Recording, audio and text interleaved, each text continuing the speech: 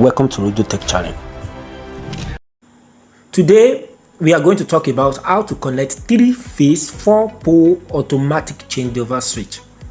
Let's start. We are going to make use of two power sources. First is utility power source 3-phase, and then 3-phase generator as our second power source, and we are making use of this automatic changeover switch that you are seeing on your screen with 3-phase distribution board. So let's start. We are going to connect the utility to the first terminal side of this changeover switch. So we are starting by connecting the red phase, followed by yellow phase, followed by blue phase and neutral.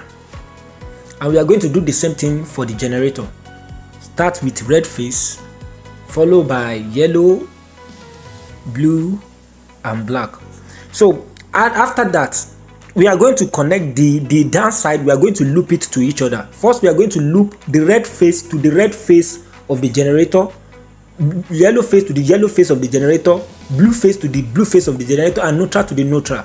So we are doing that: red phase, yellow phase, blue phase and neutral. Please connect it this way. It's extremely important, and this is going to serve as our load to the distribution board. So we are going to connect it to the main breaker now. So we are starting with red phase, followed by yellow phase, followed by blue phase, followed by neutral. And then from this our main breaker, we are going to connect it to the other breakers.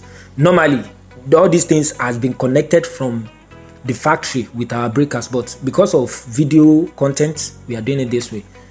So we are doing it, and then we are going to connect the neutral.